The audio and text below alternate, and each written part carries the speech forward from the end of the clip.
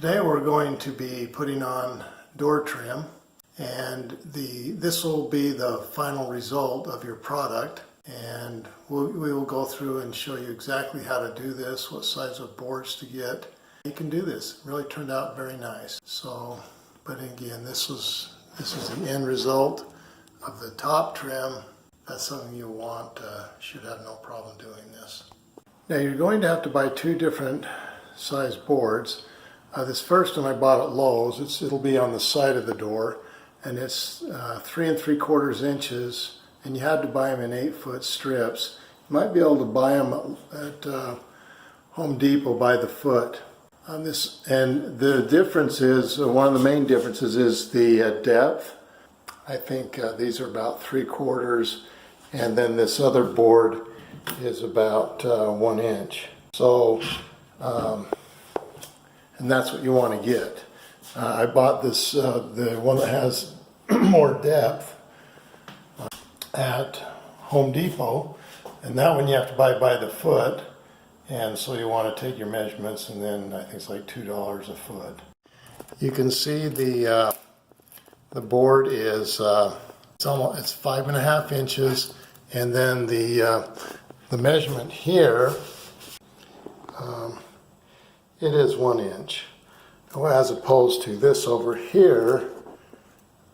This measurement here, it's only about close to 3/4 of an inch.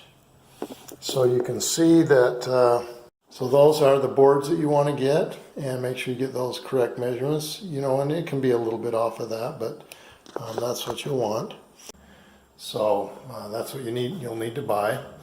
The next step is doing your measurements, which is pretty simple.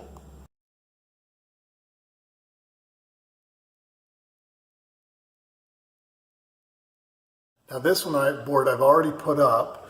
You'll want to measure from the bottom, from the floor.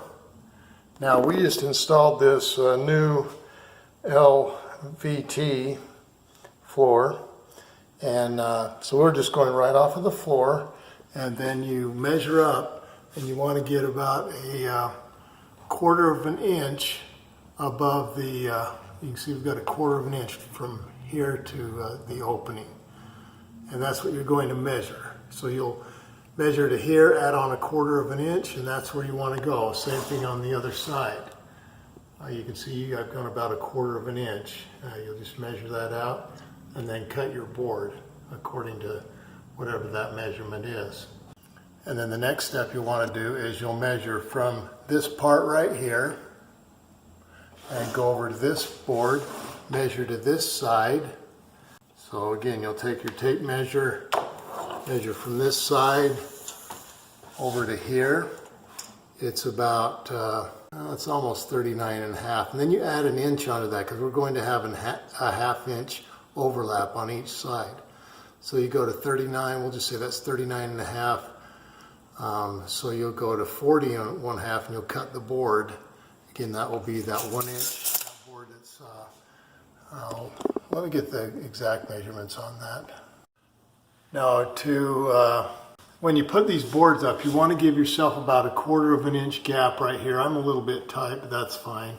You don't want it right up against the hinge, because then it might start rubbing and making a noise. So you want to go a little bit off the hinge, and then so you'll nail it. I used a brad nailer, 18 gauge, and 2 inches long.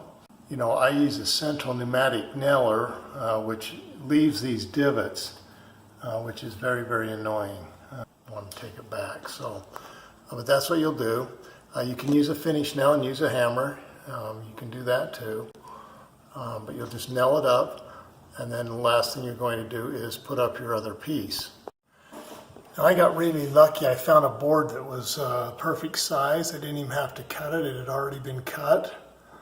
And again, you want to make sure that your the overlap that you have on each side is the same, and then you just go ahead and nail it up, and there you have it.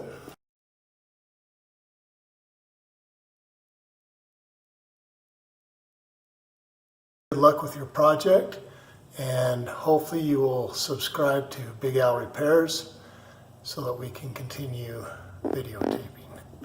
Thank you so much.